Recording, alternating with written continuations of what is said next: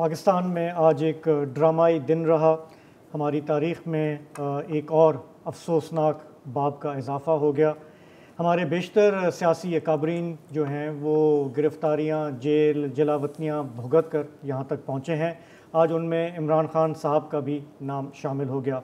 उन्हें जिस अंदाज़ में आज इस्लामाबाद हाई कोर्ट की प्रेमिसेस से गिरफ़्तार किया गया, उस पर गम गुस्सा है और समझ में भी आता है। आज की उनकी इस गिरफ़्तारी पर पीटीआई वालों का शदीद रद्द-ए-अमल सामने आया है। इससे हालात क्या मज़ीद ख़राबी की तरफ जा सकते हैं?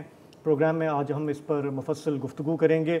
हमारे साथ होंगे इस्लामाबाद से ज़ैगम खान और फिर मुस्तफ़ा नवाज़ खोखर भी हमें जॉइन करेंगे। इस सारे मामले के मुल्क की सियासत पे क्या असरात हैं, इस पर भी हम बात करेंगे। लेकिन पहले ये समझ लेते हैं कि ये केस क्या है जिसमें नैब ने इमरान खान साहब को गिरफ़्तार किया है। तो अल कादिर यूनिवर्सिटी ट्रस्ट का ये मामला है। 1 मई को नैब ने कहा है कि हमने अरेस्ट वारंट्स इशू किए थे और आज उन्होंने खान साहब पर हाथ डाल दिया। तो वसर साहब जी, पस मंज़र इसका जो है जो ऑप्टिक्स हुई आज देखी पूरी दुनिया ने, जो फुटेज चले होंगे पूरी दुनिया में, उस पर हम थोड़ी देर में बात कर लेते हैं। लेकिन फ़िलहाल हम ये फ़र्ज़ कर लेते हैं कि जो केस है अब्दुल कादिर ट्रस्ट यूनिवर्सिटी का, इसमें हुआ है। इस्लामाबाद हाई कोर्ट ने तो इस गिरफ़्तारी को जायज़ करार दे दिया है, जस्टिस आमिर फ़ारूक ने। लेकिन किन हालात में हुई वो हम बाद में देखेंगे। बुनियादी जो अब्दुल कादिर ट्रस्ट का जो मसला है वो ये है कि ये 450 कनाल से ज़ायद ज़मीन है जो बहरिया टाउन ने अल कादिर यूनिवर्सिटी को अतिया की थी। हुकूमत कहती है कि ये अतिया नहीं था, बल्कि मलिक रियाज़ और इमरान हुकूमत के दरमियान एक खुफिया डील हुई थी। बहरिया टाउन को जो रकम बरतानिया में जो उसकी फ़ीस थी वो जब मिली थी कोई 60 अरब रुपए के लगभग, तो वो हुकूमत पाकिस्तान के हवाले की गई थी। वो फिर हुकूमत पाकिस्तान ने बहरिया टाउन कराची का जो केस सुप्रीम कोर्ट में था उसके फ़ैसले के तहत 480 अरब रुपए बहरिया टाउन को अदा करने थे, जो बहरिया टाउन कराची के लिए ज़ायद ज़मीन ली गई थी। तो उसमें वो जो 60 अरब जो बरतानिया से आए थे वो हुकूमत ने फेवर देते हुए और बज़ाहिर काबीना से मंजूरी लेते हुए वो उसमें एडजस्ट करके मलिक रियाज़ को फ़ायदा पहुंचाया। तो फिर बहरिया टाउन ने भी शुक्रगुजारी के तौर पे मार्च 2021 में अल कादिर यूनिवर्सिटी ट्रस्ट को जेहलुम के इलाके सुहावा में 458 कनाल जो अराज़ी है वो अता की थी। ये जो माहिदा हुआ था अतिये का, ये बहरिया टाउन और जो ख़ातून अव्वल थी बुशरा बीबी, उनके दरमियान हुआ था। और जो अल कादिर ट्रस्ट है उसके ट्रस्टीज़ में इमरान खान, बुशरा बीबी, जुल्फ़ी बुखारी और बाबर आवान भी शामिल थे। जुल्फ़ी और बाबर बाद में जो हैं वो उस ट्रस्ट से अलहदा हो गए थे। अच्छा, हुआ ये कि अब जो नैब है वो लेफ्टिनेंट जनरल नज़ीर अहमद साहब जो हैं उनके नए चेयरमैन हैं नैब के, तो उन्होंने ये इंक्वायरी लॉन्च की। इंक्वायरी तो खैर पहले से चल रही थी, तो उन्होंने इंक्वायरी को इन्वेस्टिगेशन में बदला और इन्वेस्टिगेशन के दौरान नैब चाहे तो मुलज़िमों को पूछगछ के लिए गिरफ़्तार कर सकती है। यहाँ तक तो ये प्रोसीजर है, लेकिन क्यों हुआ, किस मौके पे होना चाहिए था या नहीं होना चाहिए था, ये डिबेटेबल है।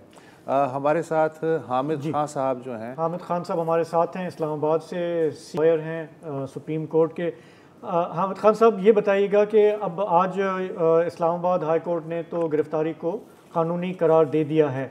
खान साहब के पास अब आगे क्या रिकॉर्ड्स है, गिवन के नैब लॉज में पीडीएम गवर्नमेंट ने तरामीम की हैं जिसे पीटीआई ने रिजेक्ट किया था, चैलेंज भी किया हुआ है, लेकिन अब लगता है कि उन्हीं तरामीम का कुछ फ़ायदा खान साहब को मिलेगा, क्योंकि पहले 90 दिन का रिमांड होता था, अभी 14 दिन का हो गया है।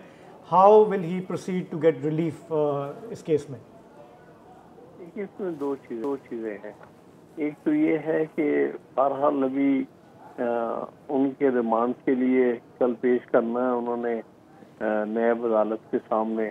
तो मैं समझता हूँ नैब अदालत चाहे तो उनको रिमांड रिफ्यूज किया जा सकता है और सिर्फ इन्वेस्टिगेशन में शामिल होने की बुनियाद पर उनको चाहे तो वो रिमांड रिफ्यूज की जा सकती है। तो एक तो पहले तो ये एक रेमेडी हो सकती है कि यहाँ पर इन्वेस्टिगेशन के लिए ज़रूरी नहीं है कि एक्यूज को ज़रूर जो है वो रिमांड में भेजा जाए। तो एक तो ये बहरहाल कोशिश है। उससे दूसरी बात ये है कि जो जिस तरह से आज गिरफ्तारी अमल में लाई गई है, क्योंकि वो किसी और केस के हवाले से वो आए थे इस्लामाबाद हाई कोर्ट में, और फिर जिस तरह से उनको गिरफ्तार किया गया और उसके अलावा उन पर तशद्दुद किया गया है, वो सारी चीज़ें जो हैं ये अहम मामलात हैं, इनको आसानी से नहीं बर्दाश्त करना चाहिए। मैं थोड़ा सा हैरान हुआ हूँ कि इस्लामाबाद हाई कोर्ट ने गिरफ्तारी को तो वो जायज़ करार दे दिया, लेकिन कुछ और इक़दाम के लिए उन्होंने ऑर्डर किए हैं। जी। तो इस बात को भी कंसिडर किया जा सकता है और सुप्रीम कोर्ट के सामने मामला लाया जा सकता है क्या ये गिरफ्तारी जो है किसी तौर पर कानूनी अंदाज में हुई है कि नहीं हुई है, और क्या आइंदा से आप अदालत के जो अहाते में इस तरह की गिरफ्तारियों की इजाज़त देंगे कि नहीं देंगे। क्योंकि बुनियादी तौर पर जो अदालतें हैं ये तो सिर्फ एवन समझा जाता है जहाँ पर आमतौर पर गिरफ्तारियाँ अमल में नहीं लाई जाती जब तक कि कोर्ट ने खुद किसी की बेल कैंसिल ना की हो। तो उसके नतीजे में अगर कोई गिरफ्तारी होती है वो एक और बात है, लेकिन जिस अंदाज से आज गिरफ्तारी की गई है और जो कि किसी और केस के हवाले से गए हुए थे और उन्होंने वहां पर बायोमेट्रिक्स के लिए एक रहता कमरे में ले जाया गया और उस कमरे में धावा बोला गया और जिस तरह से कुछ तशद्दुद तरीके से उनको गिरफ्तार किया जी गया। ये तो हामिद खान साहब, ये तो ऑप्टिक्स की बात है, ये पूरी दुनिया ने देखा जाहिर है कि, और आप बिल्कुल सही फरमा रहे हैं कि ऑप्टिक्स जो हैं वो बहुत काउंट करते हैं। मेरा सवाल आपसे ये है कि इस्लामाबाद हाई कोर्ट ने ठीक है ये कानूनी तो करार दे दिया, लेकिन साथ ही साथ तौहीन अदालत के सिलसिले में सेक्रेटरी दाखिला और आईजी इस्लामाबाद को भी तलब कर लिया गया है। नैब के एक साबिक प्रोसिक्यूटर हैं इमरान शफीक, बीबीसी वालों ने उनसे बात की तो वो मैं बातचीत पढ़ रहा था, उन्होंने कहा जी कि ये जो भी नैब ने कार्रवाई की है इसमें बहुत सारे सवालिया निशान हैं।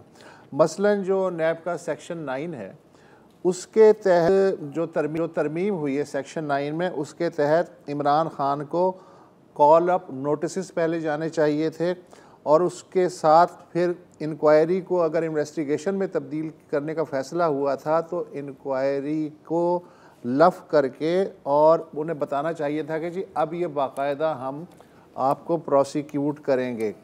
फिर उन्होंने जो इमरान शफीक है उन्होंने कहा कि गिरफ्तारी के लिए 3 वजूहात में से किसी एक का होना ज़रूरी है। मुलजिम के फ़रार होने का ख़दशा हो, या मुलजिम हक़ायक़ में रद्दोबदल कर रहा हो, या वो इस केस में इश्तिहारी डिक्लेयर हो चुका हो और इमरान खान इन तीनों शराइत पे पूरे नहीं उतरते। क्या कहते हैं आप? तो ये प्रोसेस फॉलो हुआ या नहीं हुआ? बिल्कुल सही कहा है। जो कानूनी प्रोसीजर दिया गया है वो बिल्कुल फॉलो नहीं किया गया।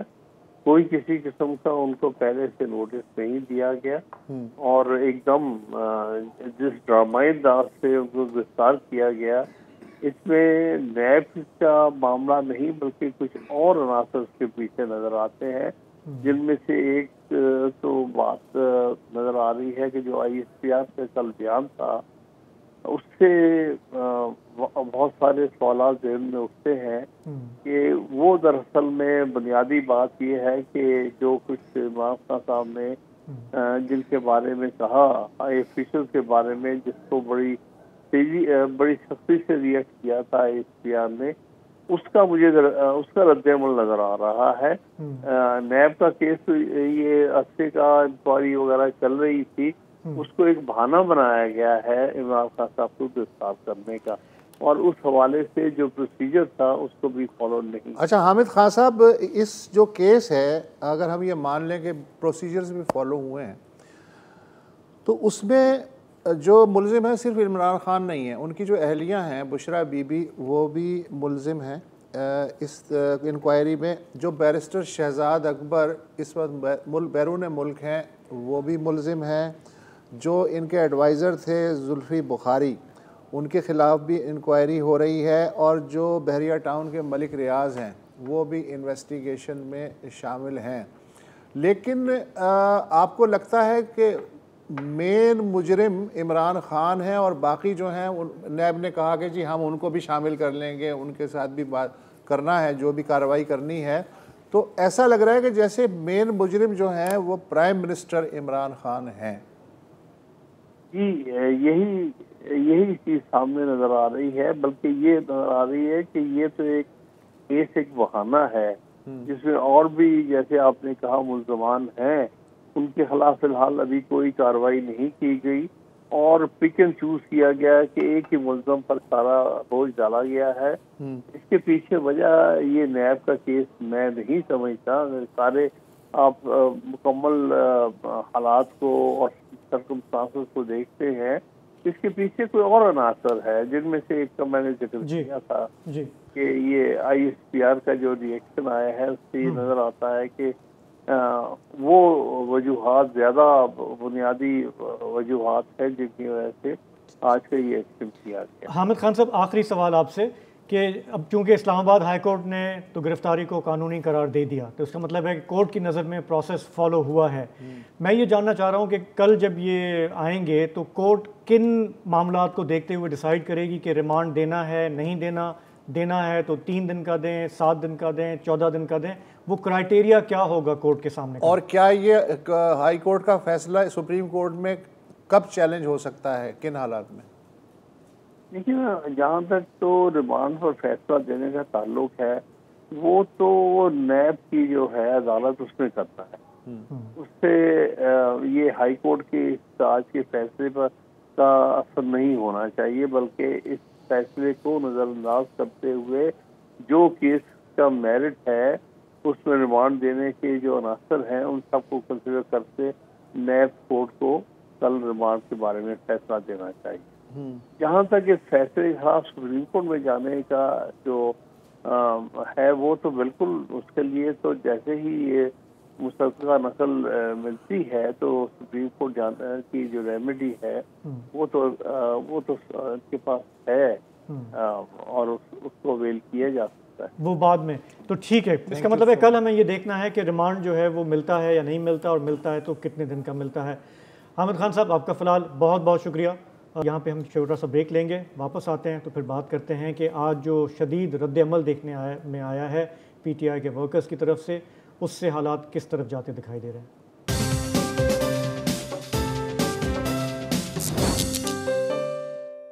अच्छा, मसला जो कानूनदानों का है वो तो आपने सुन लिया कि जी कानून के तहत ये गिरफ्तारी होनी चाहिए थी, नहीं होनी चाहिए थी। इस पर बहस हो सकती है, इस पर हाई कोर्ट का फैसला भी आ गया है, समाअत भी शुरू हो जाएगी। लेकिन आम बंदा जो होता है उसके लिए इसका कोई मतलब नहीं है कि कानूनी या गैर कानूनी है, क्या हुआ। उसका तो ये था, ऑप्टिक्स का इशू है कि वो क्या सोच रहा है और उसके लीडर के साथ क्या हो रहा है।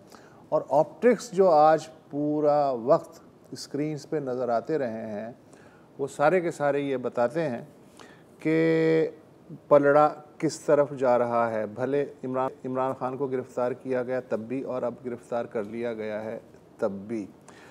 ऑप्टिक्स में ये है कि कहा यह जा रहा है कि जो रेंजर्स इस्लामाबाद में तैनात हैं वो IG के मातहत हैं, लेकिन ऑप्टिक्स में हम ये देख रहे हैं कि रेंजर्स घुसते हैं, वहाँ जो ऑलरेडी पुलिस वाले मौजूद हैं उनसे उनकी कोई धींगा मुश्ती होती है।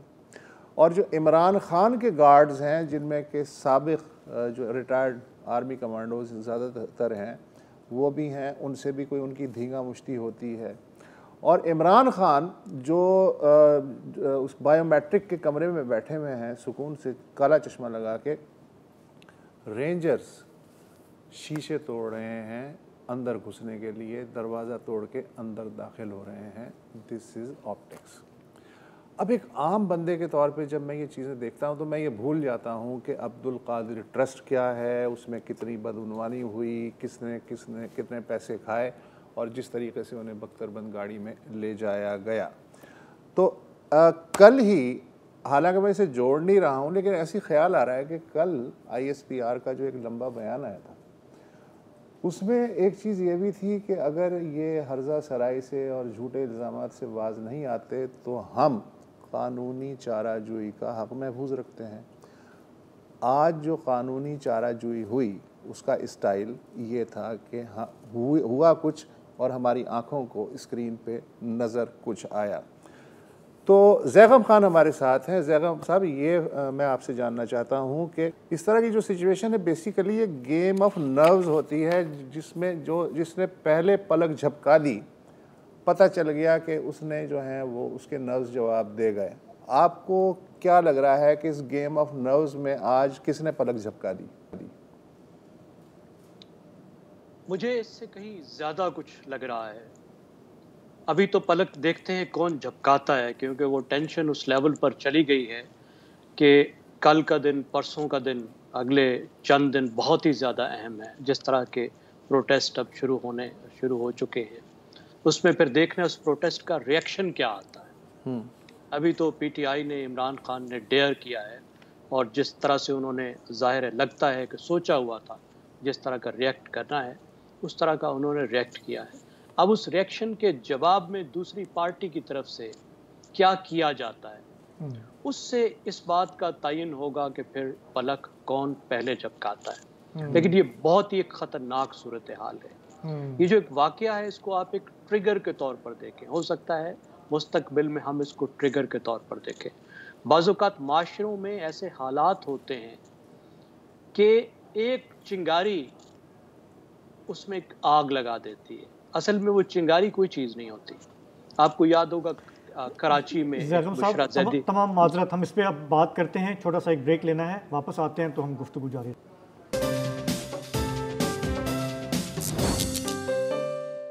वसत ने कहा कि इस दफ़ा जो ये गिरफ़्तारी पे जो ऑप्टिक्स हमने देखे उस पर ज़ाहिर है कि गम गुस्सा है। हमने देखा कि ख़ुद इमरान खान साहब का अपना एक रिकॉर्डेड बयान सामने आया, शाह महमूद कुरैशी का आया, दीगर PTI के लीडर्स का आया कि आज कोई घर ना बैठे, बाहर निकलें, इमरान खान आपकी लड़ाई लड़ रहे हैं। उसके बाद हमने देखा रावलपिंडी में GHQ के अंदर जो है काफ़ी तोड़ फोड़ हुई। लाहौर में कोर कमांडर हाउस में एक जत्था घुस गया और कराची में भी ट्रैफिक धर्म भरम रहा। ज़ैगम, आप कह रहे थे कि ये जो रिएक्शन हमें देखने को मिला है ये एक चिंगारी भी साबित हो सकता है और इससे हालात मज़ीद ख़राब हो सकते हैं। आप प्लीज़ अपनी बात मुकम्मल कीजिए। जी, आप देखिए, इमरान खान जो है वो 10 साल से कालें दे रहे हैं। मुख्तलिफ़ औकात में वो कालें देते हैं पूरे पाकिस्तान को कि वो बाहर निकले, लेकिन आम तौर पर लोग सिर्फ उस वक्त निकलते हैं जहां वो मौजूद होते हैं। इस वक्त हालात बड़े मुख्तलिफ हैं। हालात इस वजह से मुख्तलिफ हैं कि पाकिस्तान एक बदतरीन माशी बहरान से गुजर रहा है।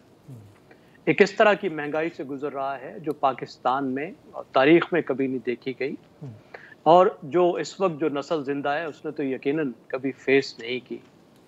एक डिफ्लेशन है, यानी इन्फ्लेशन भी है, महंगाई भी है, और उसके बाद आपकी तरक्की की रफ्तार भी इस साल शायद मनफी में चली जाए। उसकी वजह से गुर्बत भी है, बेरोज़गारी भी है।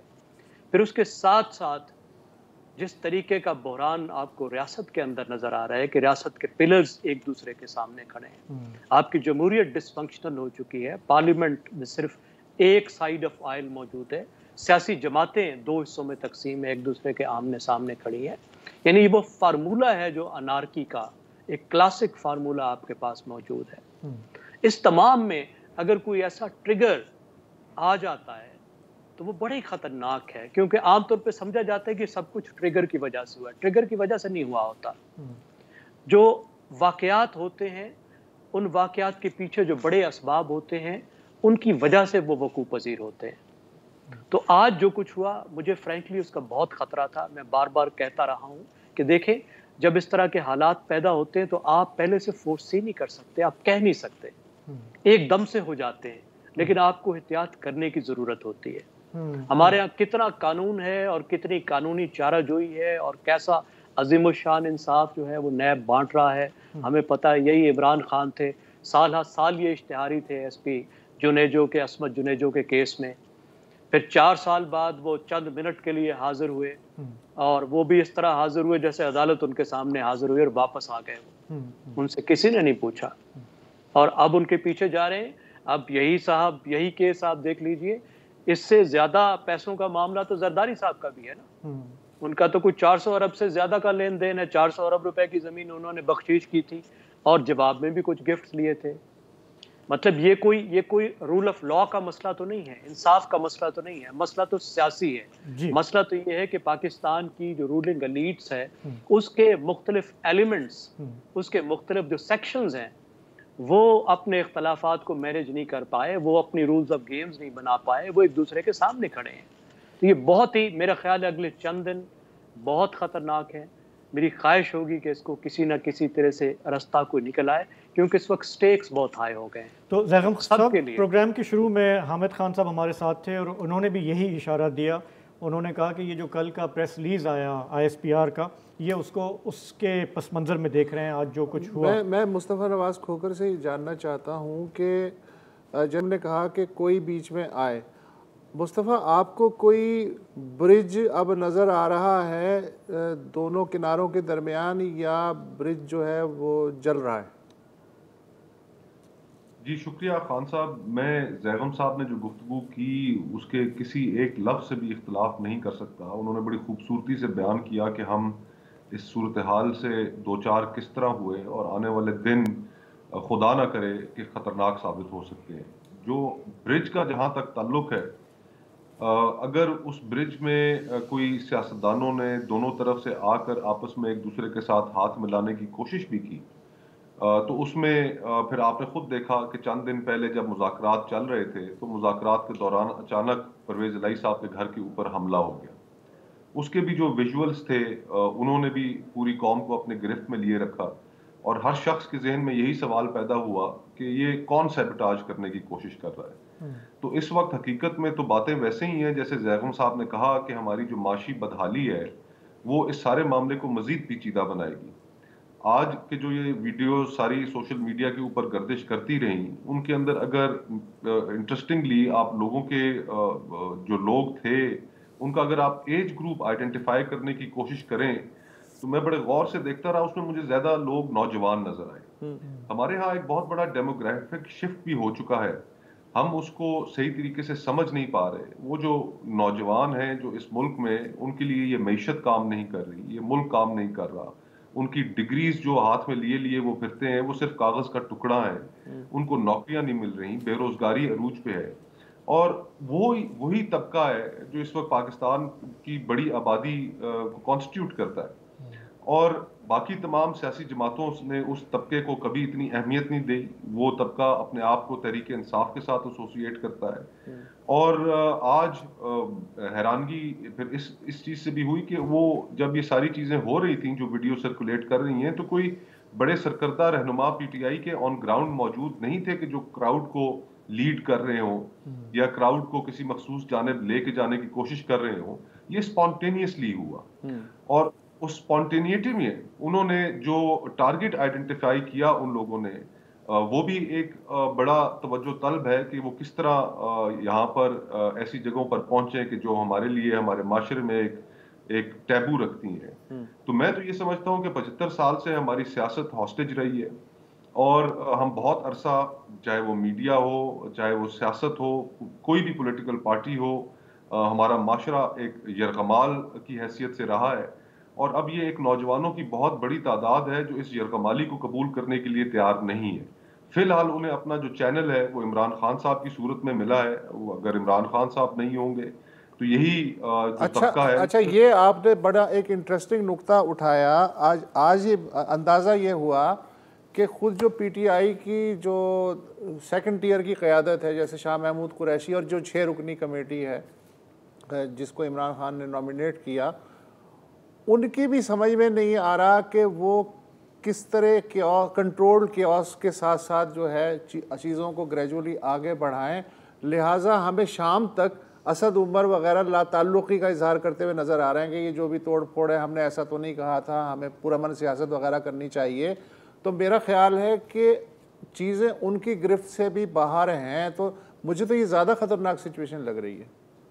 जी बिल्कुल खान साहब, और मेरे ख्याल में ये बिल्कुल उनकी गिरफ्त से बाहर है, और बल्कि उन्होंने तो लाताल्लुकी का इजहार करके अपनी जान छुड़ाने की कोशिश की है। लेकिन ये जो अब जिस सिमत में चीज़ें चल पड़ी हैं, और कि आप लोगों से ज़्यादा इस चीज़ को कौन समझेगा कि जो इमेजेस की जो पावर होती है, अब जिस तरह एक इमेज आपको याद होगा कि वो एक इथोपिया का गालिबन इमेज था कि जिसमें एक बच्चा भूख से मर रहा है और एक गिद्ध साइड पे बैठ के उसको खाने के लिए इंतजार में है, तो उसने बड़ा ओपिनियन चेंज कर दिया, बड़ा इम्पैक्टफुल इमेज था वो।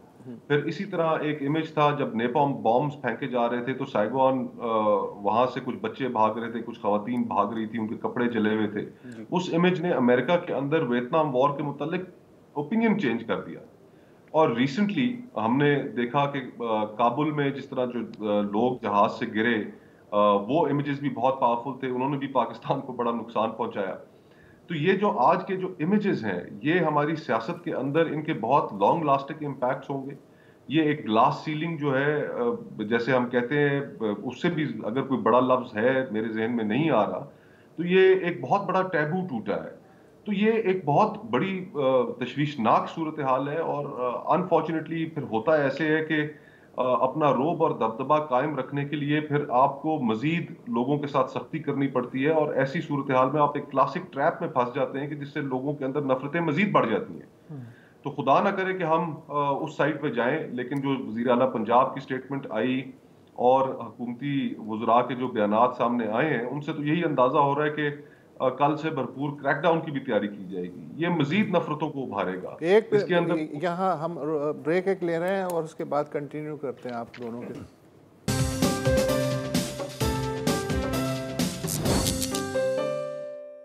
जी, ज़ैग़म खान हमारे साथ हैं, मुस्तफ़ा नवाज़ खोखर भी हमारे साथ हैं।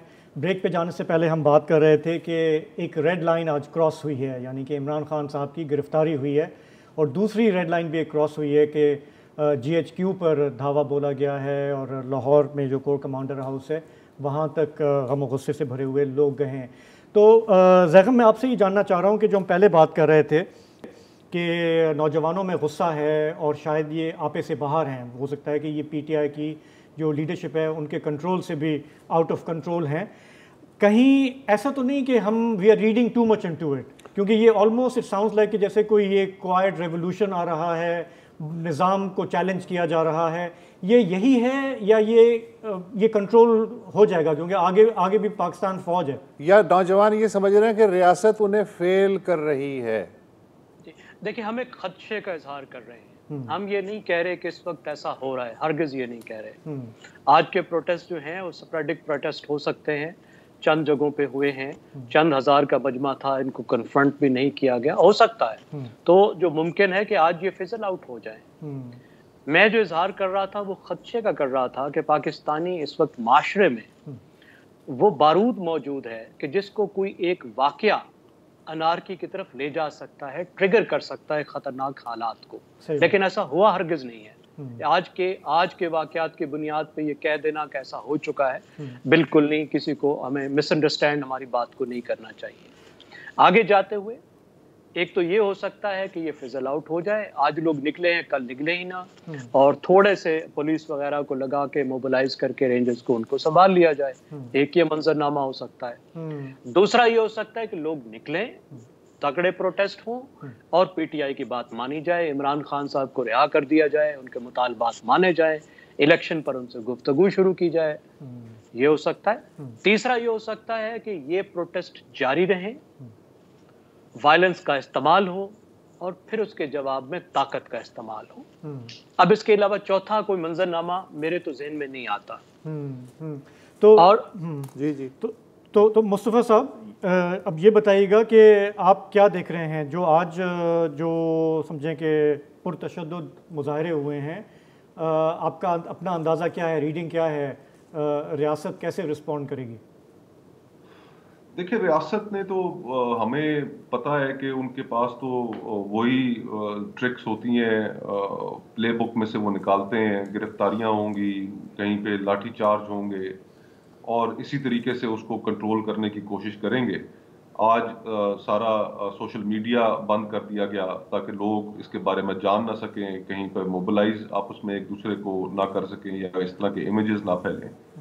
तो रियासत के रिएक्शंस का तो हम बड़ा फेयरली अंदाजा लगा सकते हैं कि वो किस तरह होते हैं। लेकिन इससे ये जो अब जिस नहज पे हम पहुंच गए हैं, जहां पर हमारी मईशत खड़ी है, जहां पर हमारे माशरे के अंदर एक बहुत बड़ा तबका, तो खान साहब ने ठीक लफ्ज इस्तेमाल किया कि ऐसा ही लग रहा है कि उनको रियासत फेल किए जा रही है इस मुल्क के नौजवानों को।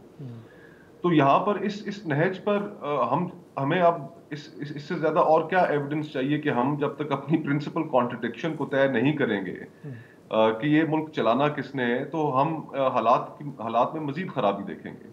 तो कैसे करेंगे हम ये रिजॉल्व कैसे करेंगे? अब जहाँ पे जिस क्राइसिस में हम खड़े हैं, मल्टी फैसेटेड क्राइसिस में, उसमें क्या होना क्या चाहिए अब?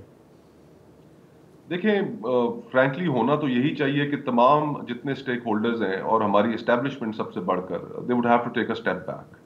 अपनी ईगोज को सैक्रिफाइस करना पड़ेगा और अल्टीमेटली हमें फ्री एंड फेयर इलेक्शंस की जाने बढ़ना पड़ेगा। इसका फैसला अवाम ही करेंगे कि वो इस मुल्क में हुक्मरानी किसके हाथ में देना चाहते हैं। हमें उनका फैसला शायद पसंद ना आए, लेकिन हमें फिर उसके सामने जमहूरी अंदाज में सर तस्लीम खम भी करना पड़ेगा। सबसे बड़े आर्बिटर्स जो हैं वो इस मुल्क के अवाम हैं। हम इस मुल्क की अशराफिया तो आपस में फैसला नहीं कर पाए, हम तो दस्तों के रहबां हैं और हम कोई राह भी नहीं निकाल पाए।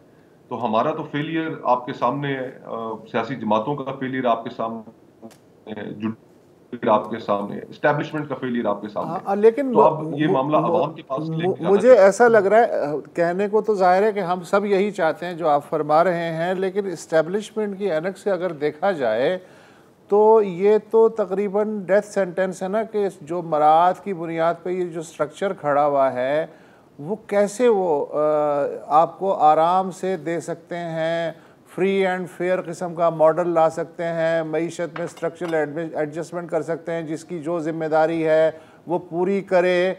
इतना आदी हो चुके हैं और इतना उलूफ हो चुके हैं वो बाकी 21 करोड़ से कि मतलब मुझे तो अब फ्रैंकली ये सब किताबी लग रहा है। जो भी हम बात कर रहे हैं आपस में, ये तक किताबी लग रहा है। आप बताएं ज़ैगम खान और मुस्तफ़ा नवाज़ खोकर, हाउ यू रीड इट?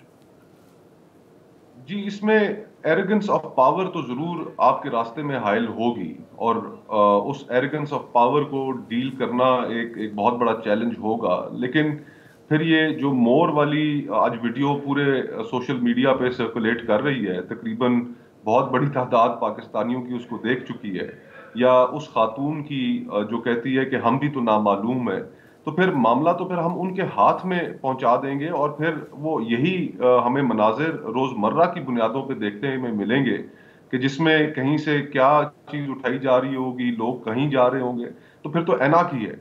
तो अगर इस स्टेज पर आकर भी ये एहसास नहीं हमने करना कि हम एक न्यूक्लियर मुल्क हैं, हमें एनार्की से बचना है और ये फैसला अवाम के पास लेके जाना है, टेम्पर्स को कूल डाउन करना है, इस मुल्क के अंदर एक हीलिंग टच देनी है। अगर इस मौके पे भी इस मुल्क की अशराफिया अगर इस चीज को नहीं समझ पाती तो फिर दे आर कंडेम्ड। अच्छा, उसमें मैं ज़ैगम खान ये आपसे जानना चाह रहा हूँ, मुस्तफ़ा नवाज़ का जो एनालिसिस है सर आंखों पे, मुझे ऐसा लग रहा है ये जो बेहिसी सी नज़र आ रही है ना हुक्मरान अशराफिया में, वो ये है कि वो ऑलरेडी शायद अपना तो इंतज़ाम कर चुके हैं कि यार ज़्यादा से ज़्यादा जो कुछ भी होगा हमें एक फ़्लाइट पकड़नी है और अल्लाह अल्लाह खैर सल्ला, बाकी तो अरेंजमेंट हो चुका है।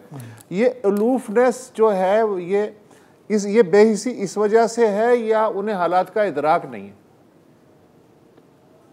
मुसद साहब, मैं थोड़ा सा इस मामले में मेरा व्यू सिनिकल है क्योंकि सोशियोलॉजिकल है।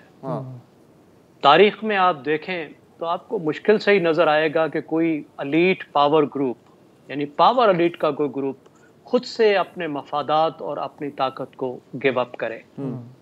या तो वो एक प्रोसेस में होता है और वो डेमोक्रेटिक प्रोसेस होता है जिसमें फिर अवाम जिस तरीके से एलोकेट की जाती है ताकत और रिसोर्सेस, वो प्रोग्रेसिवली ज़्यादा मुनसिफाना निस्बतन मुनसिफाना हो जाते हैं, उन पर लिमिट्स तय होती है।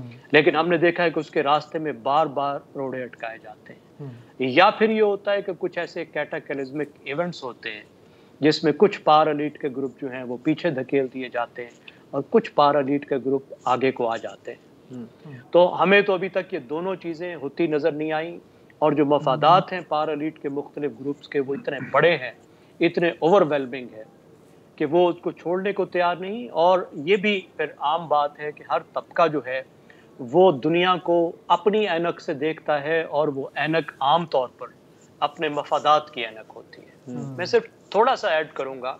देखिए, हमने दो चीज़ों का फैसला करना है।